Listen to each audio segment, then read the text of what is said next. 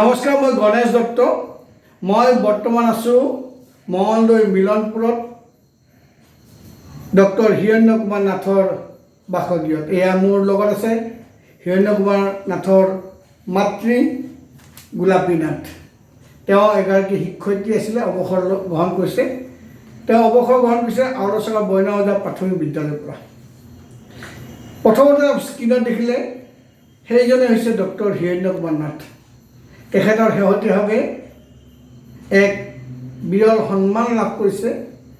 America যুক্তৰাষ্ট্ৰৰ same Heuston state ইউনিভাৰ্চিটিৰ তেওঁ অধ্যাপক হিচাপে 2002 চনৰ পৰা কৰ্মৰত হৈ আছে। আৰু এই বিগত 24 বছৰে তেখেতে দেশ বিদেশত বিভিন্ন গৱেষণা পত্ৰ পাঠ কৰিছে। শৈক্ষিক উত্তৰণৰ বাবে বিভিন্ন ধৰণৰ তেওঁ কাম কৰিছে। তাৰ কাৰণে নেকি তেখেতক ডিষ্টিংগুইছ প্ৰফেচৰ, অসমীয়া অভিধানিক অৰ্থটো হৈছে বিশিষ্ট খ্যাতিমন্ত অধ্যাপক সন্মান লাভ কৰিছে। এইটো এটা বিৰল সন্মান, যাৰ এই সন্মানটো লৈ আমি দৰংবাসী হিচাপে গৌৰৱ অনুভৱ কৰিছোঁ।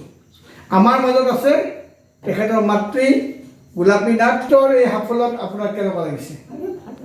ভাল লাগিছে আৰু নিশ্চয় ভাল লাগিব। আমাৰো যিহেতু ভাল হৈছে, মাতৃ হিচাপে তেওঁৰো ভাল লাগিব।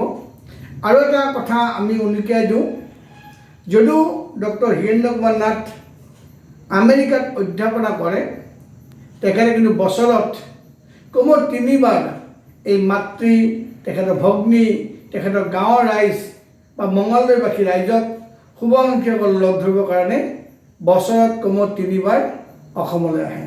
এইজনে হিৰণ্য নাথ, যিগৰাকীয়ে 1985 চনত ঠেলামাৰা হাইস্কুলৰ পৰা হাইস্কুল শিক্ষান্ত পৰীক্ষাত 5ম স্থান লাভ কৰিছিল। তেখেতে 1987 চনত কটন মহাবিদ্যালয়ৰ পৰা উচ্চতৰ মাধ্যমিক চূড়ান্ত পৰীক্ষাত কলা শাখাত 1ম স্থান লাভ কৰিছিল। তাৰপিছতে তেওঁ গৈছিলে দিল্লীতে তেওঁ স্নাতকোত্তৰ ডিগ্ৰী লাভ কৰাৰ লগতে MPhil লাভ কৰিছিল। PhDৰ কাৰণে তেওঁ আমেৰিকালৈ গৈছিল। এতিয়াও আমেৰিকাৰ নাগৰিকত্ব গ্ৰহণ নকৰা হিৰণ্য কুমাৰ নাথৰ ভৱিষ্যত পৰিকল্পনা, তেওঁ অসম ভূমিতেই, দৰং ভূমিতে থাকি কাম কৰাৰ তেওঁ ইচ্ছা আছে। তেখেতৰ এই সন্মান, ডিষ্টিংগুইছড প্ৰফেচাৰৰ যি এক বিৰল সন্মান লাভ কৰিলে, তাৰ কাৰণে আমি দৰংবাসী নিশ্চয় আনন্দিত, আপোনালোকৰ নিশ্চয় আনন্দিত। ভিডিঅ'টো ভাল পালে শ্বেয়াৰ কৰিব, লাইক কমেণ্ট কৰিব, তাকে কামনা কৰি পেজটো ফ'ল' কৰিবৰ কাৰণে আহ্বান জনাই ভিডিঅ'টো আৰম্ভ কৰিছোঁ। ধন্যবাদ।